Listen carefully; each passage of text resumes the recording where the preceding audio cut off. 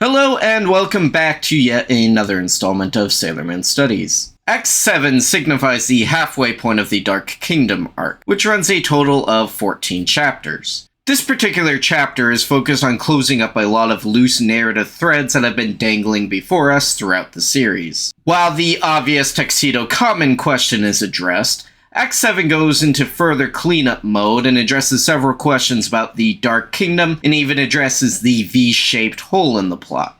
So without further ado, let's see how the story progresses. I'm Tuxedo Man!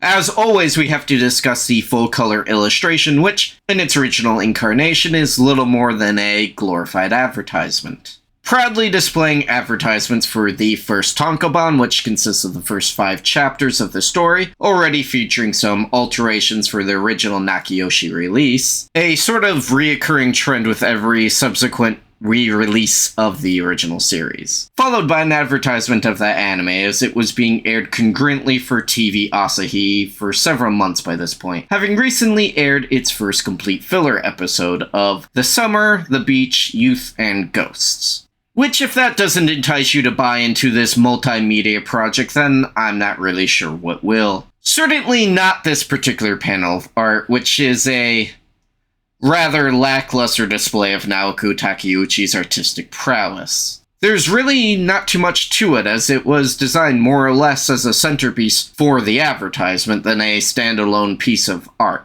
The colors are rather subdued within the first printing, and the cheap pulp paper doesn't do it any particular favors either. While the color problem is certainly fixed within the illustrated collection, without the sprawling text, there really isn't much to discuss, other than perhaps mentioning the colors used for each of the senshi and bringing up a wider context of if these colors are canon or merely symbolic.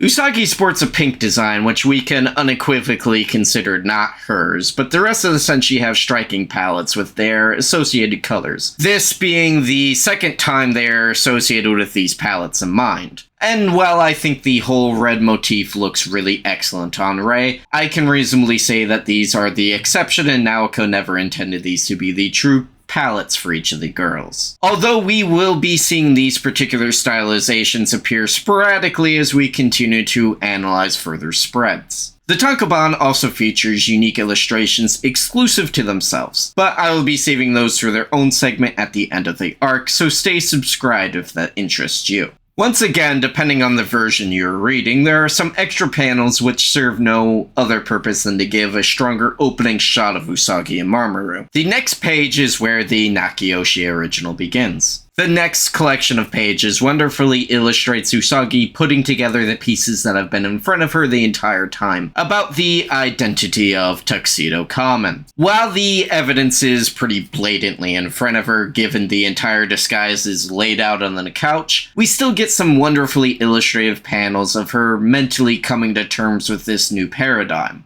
With the capstone being the shot of her placing the mask upon Mamoru's face, all but confirming the truth for herself. Keep in mind that narratively, Tuxedo Common isn't really an ally. Well, he's never done anything antagonistic, but he's still in pursuit of the same object Usagi is sworn to protect. So she can only ask why. Why don the mask and search for the illusory silver crystal? To which he responds by needing the artifact to restore his memories. Now, I'm going to go on a bit of a tangent here in relation to this bit of motivation, as it feels just completely tacked on to make Mamoru a sympathetic character without really tying into the overall narrative. To summarize his entire backstory, Mamoru got into a car accident where he lost both of his parents and furthermore, lost his memories.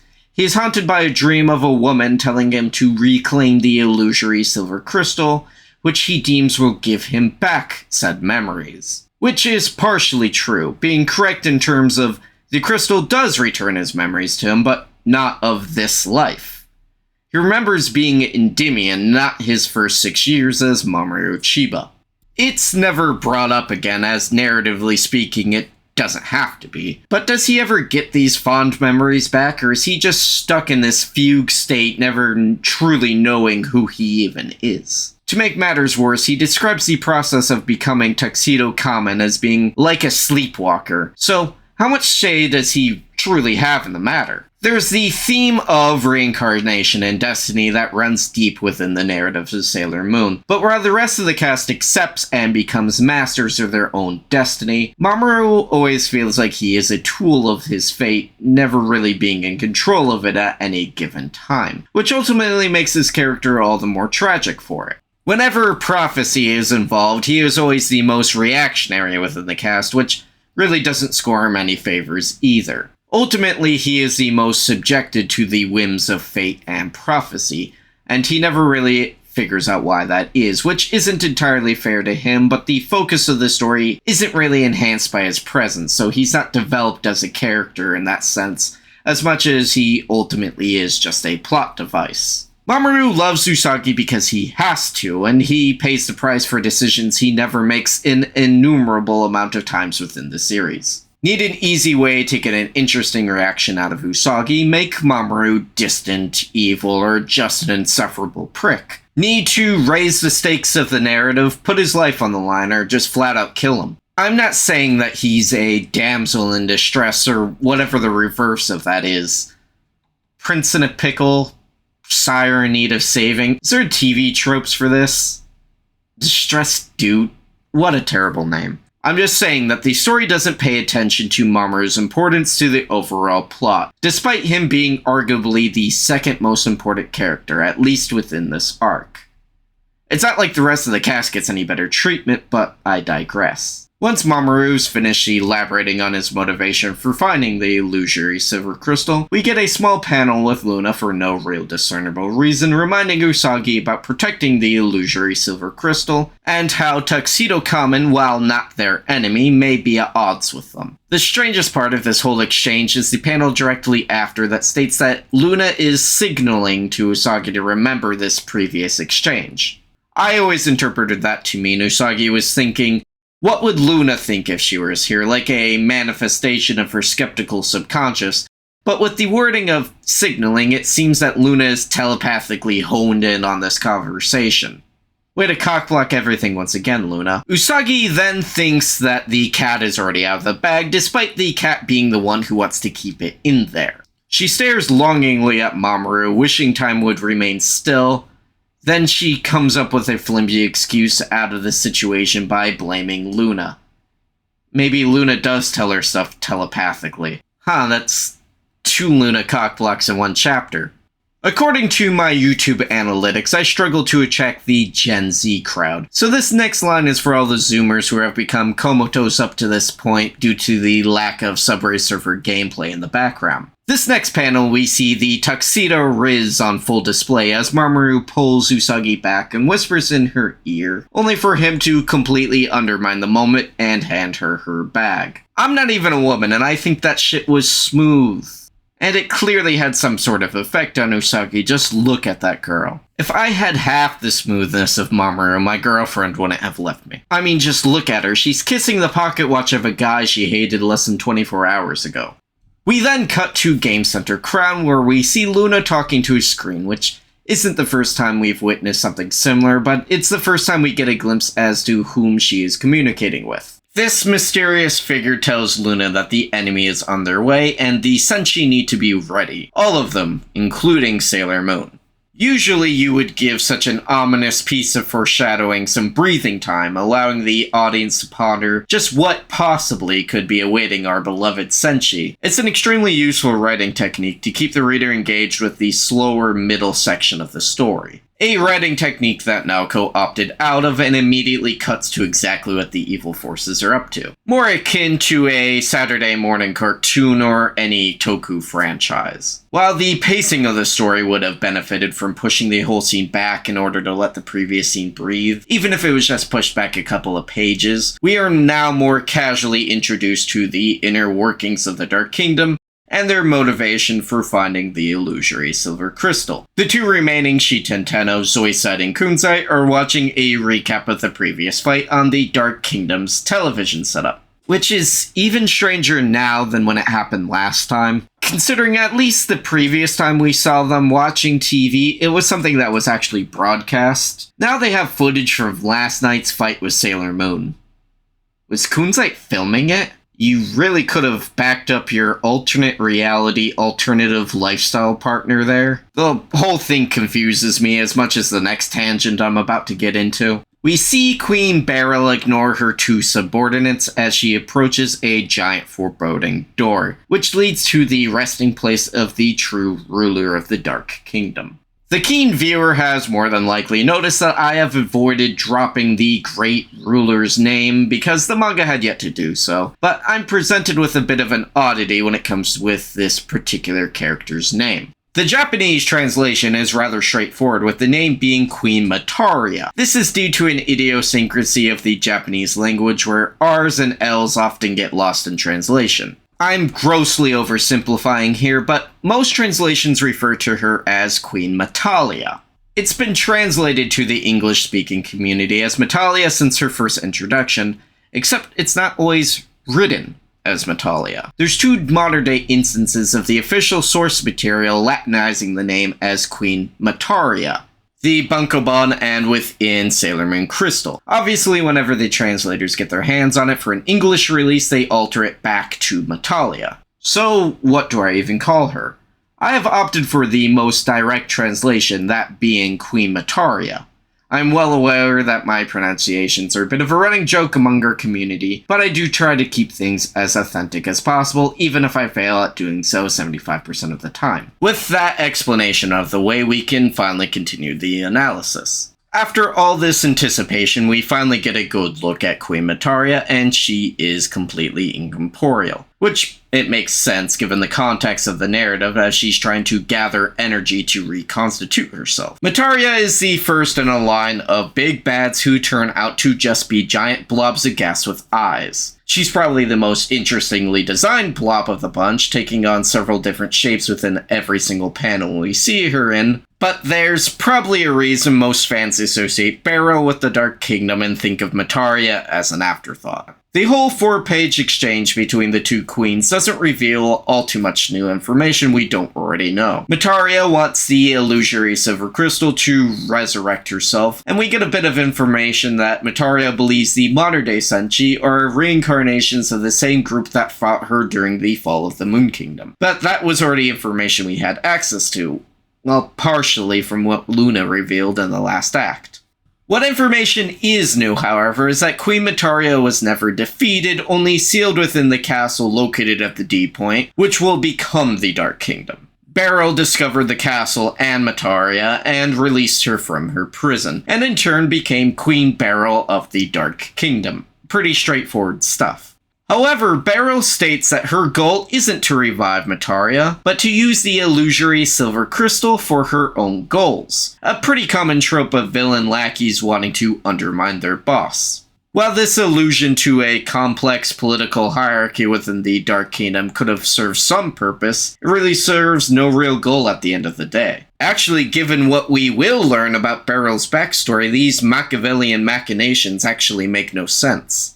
There's two different approaches Naoko Takeuchi takes when it comes to writing her antagonistic forces within the series. They are either external threats integrated into the narrative, or internal threats retconned into the mythos. Both serve the same purpose, but a villainous group like the Black Moon Clan or the Deathbusters have backstories that selectively forgo any establishment within the Sailor Moon mythos, being from the future or a distant galaxy, whereas the Dead Moon Circus and Shallow Galactica both have ties to established lore. The simple problem with the Dark Kingdom is that they need to be part of an established lore that is still being written, and I have a slight feeling that they were an afterthought to the whole Serenity and Endymion tragedy. I'd really like to go more in depth on the Dark Kingdom, but with the information we have at them at present, it would feel a bit premature.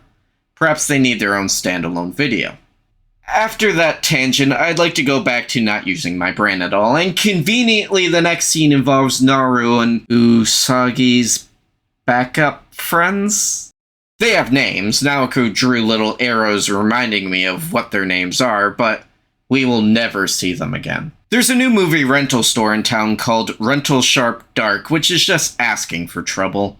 It's either a front for an evil organization or they sell indie pink films. Either way, it's not really a place for some middle school girls to be hanging around. Even Ray thinks the name's a bit too on the nose. I guess the Dark Kingdom's branding department took the day off. Ray states she's got a bad feeling about this place, but she's no snitch, even though all the red flags are there. We then have a scene at Juban Middle School the day after this incident occurs, in which Ami pulls up some information about Sailor V.